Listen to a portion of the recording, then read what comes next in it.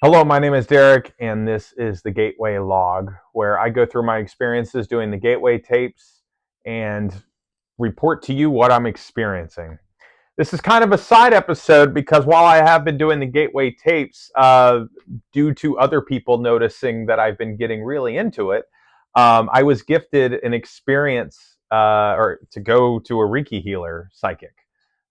So I'm going to talk about that in this episode. While this isn't directly connected to the Gateway tapes, it's still connected to that spiritual journey, if you will. And if you've never done Reiki healing, kind of give you a peel back to what happened. So uh, I I have had some heavy stuff this week. Not heavy, but so a really close family member of mine that I've not had a lot of connection with over the last 20 years. We got back in touch due to a death in the family, and I'm somebody who, I actually broke the connection off years and years and years ago, and I finally have gotten to a place of healing where I'm like, I'm going to let them back in, and not after 4 times of talking, all of a sudden they ask for a crap load of money and down on their luck and all that. So it's like really manipulative. So that has been on my mind this week, and it's been blocking a lot of my meditation experiences, I feel like, because it always finds its way into my thoughts. So I say that because that might come up. So um, she did record this all on audio. She just hasn't sent it to me yet. So I'm going based on my memory. It won't be as specific as I would like it to be, but I'm giving you my first, what I wrote down after the session so I could remember. So I got to her office and she talks to me a little bit about like what I'm hoping to get out of the session. I explained to her that I'm kind of having an awakening, spiritually, and I'm very open to whatever it is, but I hope I learned something new about myself and these experiences, and I just want to know what this is all about because I've never done Reiki. It's not really Reiki. It's not something I've ever done before. I've seen it, and I always thought it might be hogwash before I was having all my experiences. Now, hey, I grow. My opinions change.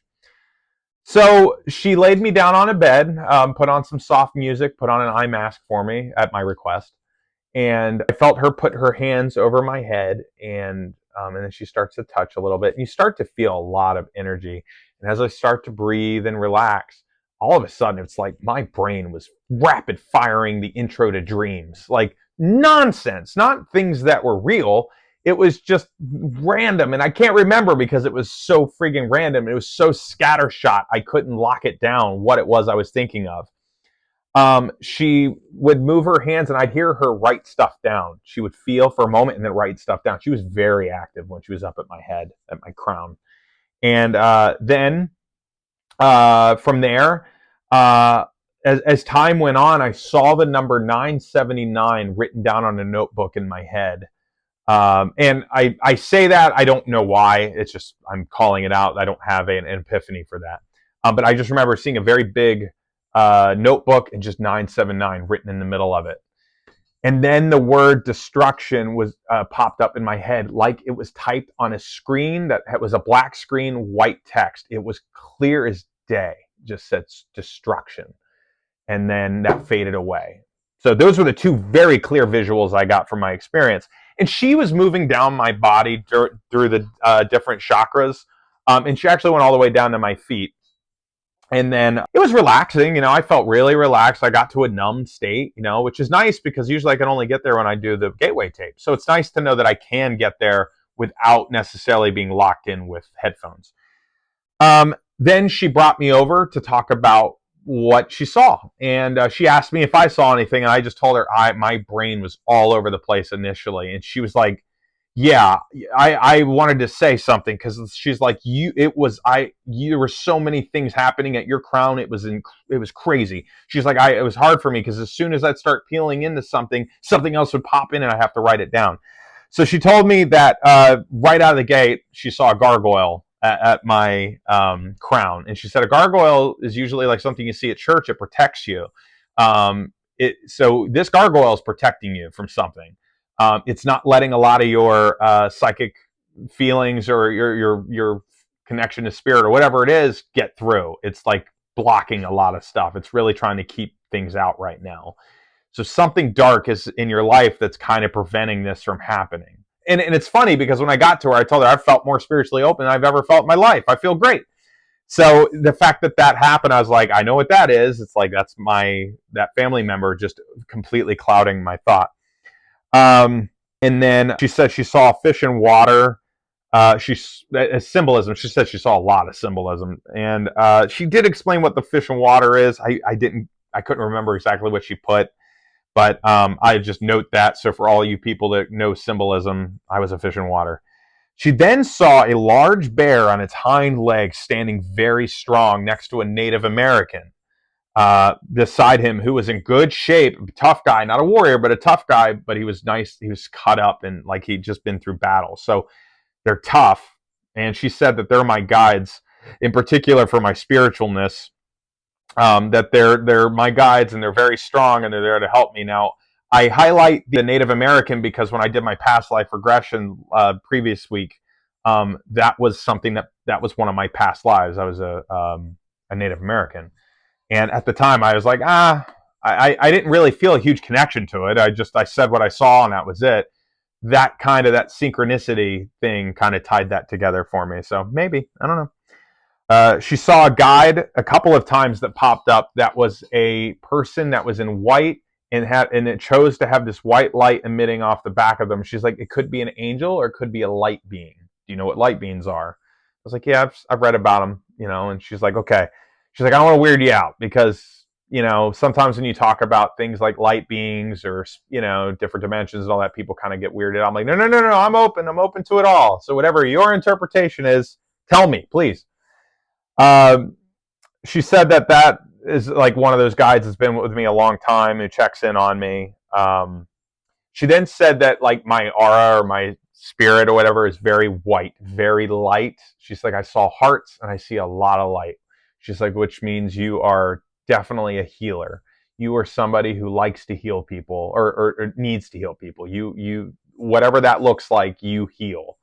And she said good vibes from my spirit and a lot of humility and somebody who has a lot of hidden talents that I haven't yet discovered. And that's part of the reason why I'm having this awakening now is to learn these things now because I'm going to need them. She then said she saw an image of a man holding a woman and it was Roman times and they were surrounded by fire. And she said, and this is where I get that you are very brave because you are, while it is definitely a scary moment and you're about to die, you are very brave and you are trying to protect and comfort this woman and you are not afraid. You are not afraid of what's about to happen. She's like, I don't know if this is a past life. She's like, I don't usually get visions of people's deaths. So this is kind of unique for me. But she's like, not only that, it could be symbolism. So she's like, so take it either way. But you were very brave and you have a brave heart. And then she said she saw a flash of crystals.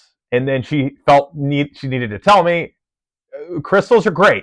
They have their place. They do not give you your power. So while you can use them as a mirror, use them and maybe put your negative energies through them, use them as a tool, they do not give you your power. You do not need them to do what you do. And I thought that was funny because if you look behind me, there's like over 100 spheres over here and a bunch of towers. I've got spheres over there. I've got large chunks of smoky quartz and moldavite. It's insanity. So I think that was Spirit's way of telling me to calm the F down and stop buying crystals, which is good because it's expensive. It's an expensive habit I can't seem to stop. She said my relationship of love is very grounded and stable, and I feel very in place there, which is good. She said I'm very spiritual, and this awakening is supposed to happen. And while remote viewing and channeling are happening, that's awesome and great. But that's not the point of all of this. The point is to listen to the stuff within me because that's where the true lessons are right now. And I need to really dig deeper to figure out what those are. She's like, the other stuff's awesome and she could talk about it all day, but that is the big thing. And then as she started to go down to my feet, she said she saw further into my future that I will face a storm. It will get dark, but I will be brave and I will get through it. And that's how that is. So, again, and then when I left, I felt very warm. It was just warm energy all around my body. Like I was just sitting out in the sun all day. It was raining all day yesterday. So, but that is my experience with a Reiki psychic healer. It's a cool experience. Again, there's little parallels there that we're connecting. I'm trying to stay open to all this stuff, and I'll probably try it again at some point once I get things under lockdown. But yeah, do you have any experiences? Do you have any suggestions of things I could try with Reiki or anything else? Any suggestions for more inward meditation or unlocking things with the gateway tapes? Please share it, like and subscribe. I'm doing this just to give my experience. That's it. If it helps you with your experience, awesome. If you don't believe in it, you think it's all hogwash, that's cool too. Because believe me, 4 months ago, Derek would say the same thing about Derek today. And there's always that little voice like, dude, you're crazy. This sounds insane. I know, it does. But I can't discredit my experience. I can only share it with you. So if you don't believe it and you believe you have other beliefs, religion, that's awesome. And I'm not trying to discredit any of that because I can't. Just like I can't credit this one. So please share. And I'll see you in the next one on the Gateway Log.